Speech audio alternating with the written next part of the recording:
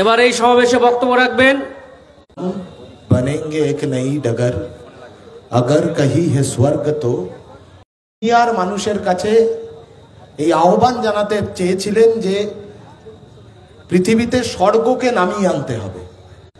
আশফাকুল্লাহ খান, রামপ্রসাদ বিসমিল, সুখদেব, রাজগুরু, বটুকেশ্বর দত্তরা এই ভারতবর্ষের মাটিতে খেটে খাওয়া জনতার স্বর্গকে নামিয়ে আনতে চেয়েছিলেন বলেই এই ভারতবর্ষের স্বাধীনতার আন্দোলনে একটা নতুন শব্দ যোগ করে দিয়ে গেছিলেন, যে শব্দটার নাম সমাজতন্ত্র। সমাজতন্ত্র সমাজতন্ত্র আমরা বুক ঠুকে বলতে পারি আমরা ভগৎ সিং এর উত্তরসূরি। সেই জন্য আমাদের ঝান্ডায় এখনো রক্তের অক্ষরে লেখা থাকে স্বাধীনতা, গণতন্ত্র আর সমাজতন্ত্র। ক্যাম্পাসের মধ্যে থেকে ভগৎ সিং তৈরি করবার কাজ আমরা করছি। যারা সরকার চালাচ্ছে ক্যাম্পাসের ভেতরে মদন মিত্র তৈরি করবার ধান্দা করছে, যারা ক্যাম্পাসের ভেতরে দিলীপ ঘোষ তৈরি করবার ধান্দা করছে, তারা ক্যাম্পাসের ভেতরে দাঙ্গাবাজ তৈরি করবার ধান্দা করছে, তোলাবাজ তৈরি করবার ধান্দা করছে, করাপশন সিন্ডিকেট, দুর্নীতির সিন্ডিকেট আর হামলা মামলা আর হুমকির সিন্ডিকেট তৈরি করবার ধান্দা করছে।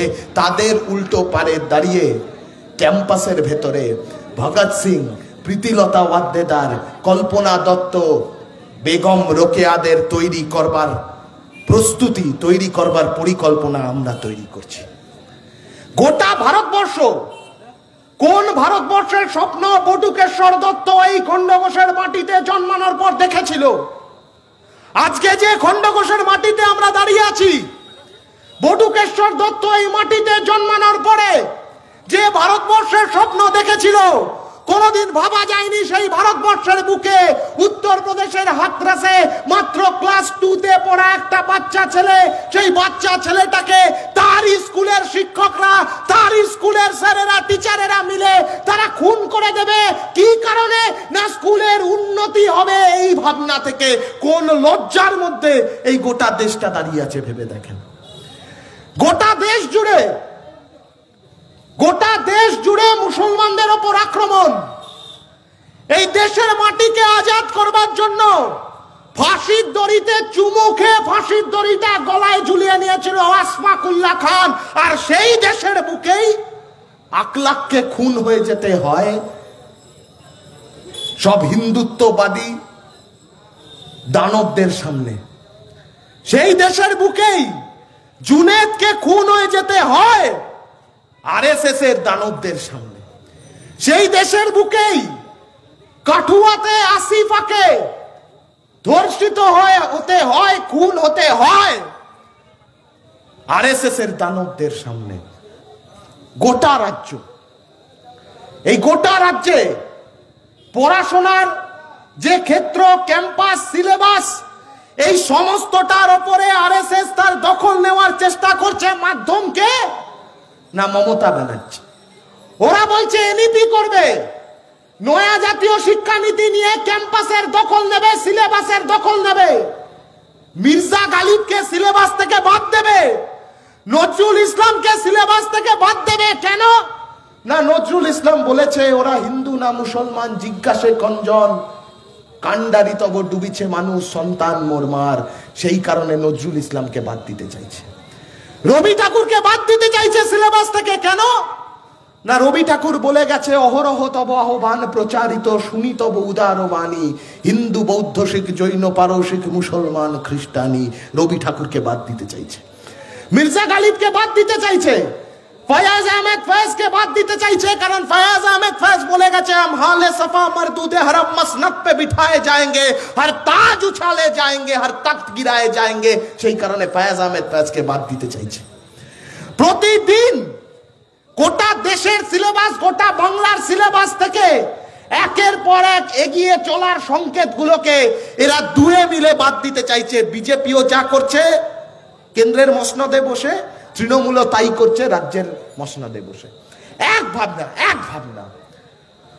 আজকের আরজি করের ঘটনা আমাদের ঠিক যেমন কামদুনির ঘটনা, পার্ক স্ট্রিটের ঘটনা, মধ্যমগ্রামের ঘটনা, কাটোয়ার ঘটনা মনে করিয়ে দেয় ঠিক তেমনি আমাদেরকে মনে করিয়ে দেয় হাতরাসের ঘটনা, উন্নাওয়ের ঘটনা, কাঠুয়ার ঘটনা, মণিপুরে ঘটে যাওয়া একটার পর একটা ঘটনা আমাদেরকে মনে করিয়ে দেয়।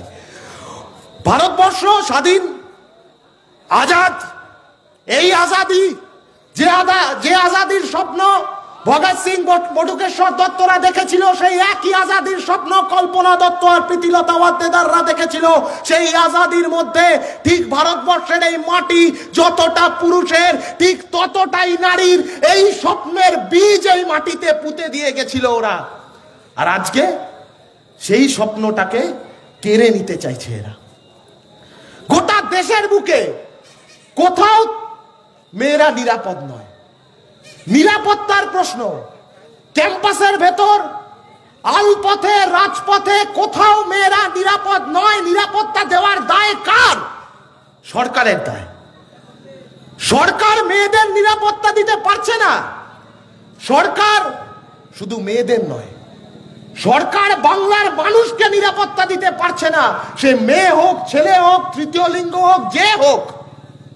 আর যখন সেই নিরাপত্তা দিতে পারছে না, তখন ঘুরপথে কাদের নিরাপত্তা দিচ্ছে? যারা ধর্ষক তাদের।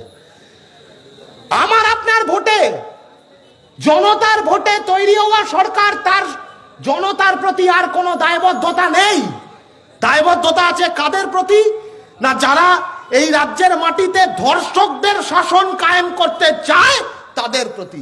সেই কারণে আরজি করের ঘটনার পরের দিন সকালে গোটা তৃণমূল আর টিএমসিপির একের পর এক হোমরা চোমরা নেতারা, তারা সবাই পৌঁছে গেছিল আরজি করে তথ্য প্রমাণ লোপাট করবার জন্য। আর তাদেরকে নেতৃত্ব দিয়েছিল এই বাংলার পুলিশ, এই বাংলার প্রশাসন। এর থেকে বড় লজ্জার কিছু হতে পারে না। গোটা রাজ্যের মানুষ রাস্তায় নামলো, আর রাজ্যের মানুষকে রাস্তায় নামা থেকে আটকানোর জন্য সরকার সমন পাঠাতে শুরু করলো, রুখে দেওয়ার চেষ্টা করলো রাজ্যের মানুষকে। কিন্তু কি অদ্ভুত দেখুন, এই মাটিটা প্রীতিলতার মাটি, এই মাটিটা বেগম রোকেয়ার মাটি। এইভাবেই প্রমাণ হয় যখন আমরা দেখলাম যে নবী দিবসের দিন একটা ফুটফুটে বাচ্চা ছেলে হাতে একটা প্ল্যাকার্ড নিয়ে দাঁড়িয়ে আছে, পরিবারের কাছে গেছিল, নানান আত্মীয় স্বজনের কাছে গেছে নবী দিবসের শুভেচ্ছা জানাতে। সেই প্ল্যাকার্ডের গায়ে লেখা আছে নবী দিবস দিচ্ছে ডাক, আরজি কর বিচার পাক। নবী দিবস দিচ্ছে ডাক, তিলোত্তমা বিচার পাক। আবার তার ঠিক পাশাপাশি যেদিন বিশ্বকর্মা পুজো হলো, হিন্দুদের উৎসব বিশ্বকর্মা পুজো হচ্ছে, যে বিশ্বকর্মা ঠাকুরকে মনে করা হয় যিনি মেরামত করেন, যন্ত্রের মেরামত করেন, সেই বিশ্বকর্মা পুজোর দিন ঘুড়ি ওড়াতে ওড়াতে এই রাজ্যের ছেলেমেয়েরা ঘুড়ির গায়ে লিখে দিল যে তিলোত্তমা হারবে না, কলতান থামবে না।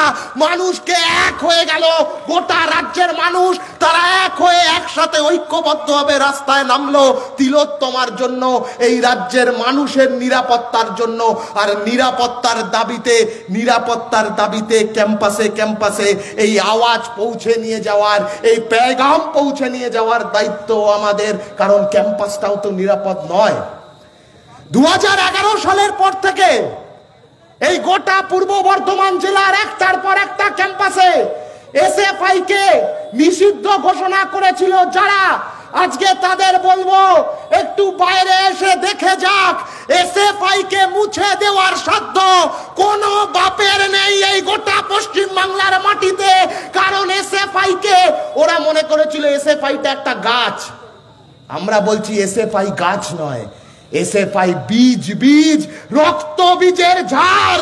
যেখানে পুঁতবে সেইখান থেকে আবার একটা নতুন গাছ তৈরি হবে।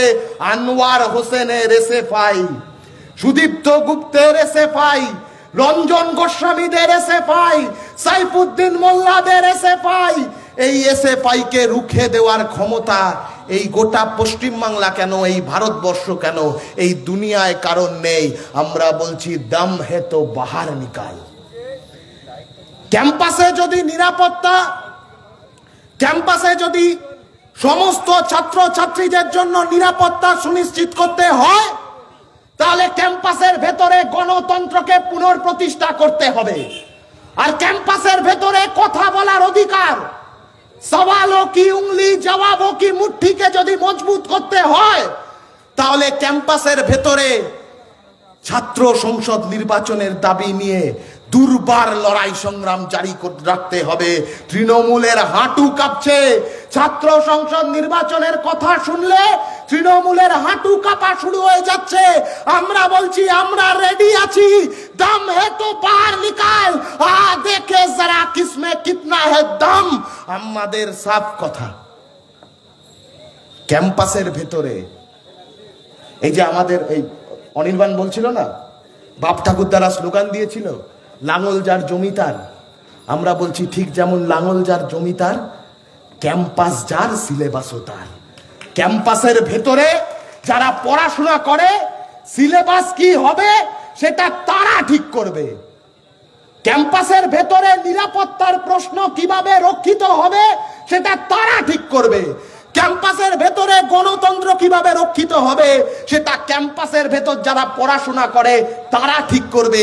আর সেই কারণে ছাত্র সংসদ নির্বাচনের প্রয়োজন আছে। অবিলম্বে 7 বছর 8 বছর ধরে ছাত্র সংসদ নির্বাচন বন্ধ করে রেখেছে কেন? যাতে বাংলার ছেলেমেয়েরা ভুলে যায় যে পশ্চিমবাংলার মাটিতে ছাত্র সংসদ নির্বাচনের প্রয়োজনীয়তা আছে। ছাত্র সংসদ বলে একটা কিছু ছিল, যার কাজ ছিল কাটমানি তোলা নয়, যার কাজ ছিল অ্যাডমিশনের সময় দুর্নীতি করা নয়, যার কাজ ছিল সোশ্যালের নামে ফ্রেশার্সের নামে কারি কারি টাকা নেওয়া নয়, যার কাজ ছিল তৃণমূলের এলাকার ছেনো মস্তানদের জন্মদিন পালন করানো নয়, যার কাজ ছিল ছাত্র ছাত্রীদের দাবি দাওয়াকে ছিনিয়ে আনা ক্যাম্পাসের ভেতরে, সেই ছাত্র সংসদ নির্বাচন, সেই ছাত্র সংসদ নির্বাচনের জন্য আমাদের লড়াই করে যেতে হবে। এই প্রতিটা লড়াই একে অন্যের সঙ্গে সম্পৃক্ত। তিলোত্তমার বিচারের জন্য লড়াই, দোষীদের শাস্তির জন্য লড়াই, গোটা রাজ্যের মাটিতে নারী পুরুষ নির্বিশেষে সকলের নিরাপত্তার জন্য লড়াই। আর ক্যাম্পাসের ভেতরে এই নিরাপত্তাকে সুনিশ্চিত করতে গেলে ছাত্র সংসদ নির্বাচনের জন্য লড়াই। এই প্রতিটা লড়াই একে অপরের সঙ্গে সম্পৃক্ত। এই লড়াইয়ের জন্য আমরা গত 1.5 মাস ধরে জেগে আছি। গত 1.5 মাস ধরে এই প্রতিটা স্লোগানকে রাস্তায় রেখে রাতের পর রাত আমরা জাগছি। আমাদের সাথে গোটা বাংলার মানুষ রাত জাগছে। আর যতবার গোটা বাংলা আমরা যতবার ক্লান্ত হয়ে পড়ছি বা যতবার আমাদের মনে হচ্ছে একটু ঘুমিয়ে নিতে হবে, বাংলার মানুষ আমাদের পাশে এসে দাঁড়িয়ে হাতে হাত রেখে বলে দিচ্ছে ক্লান্তি নেই যেন বন্ধু, অবসাদ পড়ে থাক কবরে, সময়ের দিন যাক জেগে আমাদের চলার খবরে। মনে করে দেখুন, কোরআনে একটা অংশে আমরা পড়েছিলাম বদরের যুদ্ধের কথা।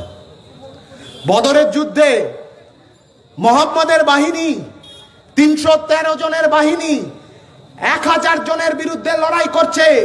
যখন আস্তে আস্তে তারা ক্লান্ত হয়ে পড়ছে, তারা আর এগোতে পারছে না, সেই সময় ফেরেশতারা এসেছিল। ফেরেশতারা এসে মুহাম্মদের বাহিনীকে শক্তি জুগিয়েছিল। আমরা বলছি এই লড়াইতে ভারতের ছাত্র ফেডারেশনকে শক্তি যোগাচ্ছে এই বাংলার খেটে খাওয়া মানুষ, সেটা আলপথ হোক, ক্ষেত খামার হোক বা কারখানা হোক, এই মানুষ ভারতের ছাত্র ফেডারেশনকে শক্তি যোগাচ্ছে। ভারতের ছাত্র ফেডারেশনের ফেরেশতা মানে ওই ক্ষেত খামারে কাজ করা চাষি। ভারতের ছাত্র ফেডারেশনের ফেরেশতা মানে ওই কলে কারখানা টিচাররা, শিক্ষকরা। ভারতের ছাত্র ফেডারেশনের কাছে ফেরেশতা মানে এই গোটা বাংলার খেটে খাওয়া জনতা, যে লুটে খাওয়ারা প্রতিদিন ষড়যন্ত্র করছে, প্রতিদিন মুখের গ্রাস কেড়ে নিতে চাইছে, প্রতিদিন গায়ের কাপড়টা ঘুমোতে দিচ্ছি না, ঘুমোতে দেব না, এই শপথ নিয়ে এই পূর্ব বর্ধমান জেলার 38তম এই সম্মেলনের সাফল্য কামনা করে, এই আশা ভরসা প্রত্যয় নিয়ে যে আগামী দিনে এই জেলার ছাত্র আন্দোলন আরো নতুন দিক নির্দেশ, ছাত্র আন্দোলনের আরো নয়া অভিমুখ রচনা করবে, আপনাদের পাশে পেয়ে আপনাদের সকলের সহযোগিতা নিয়ে, এই আশা ভরসা নিয়ে আমি আমার কথা শেষ করছি। ইনকিলাব জিন্দাবাদ। ভারত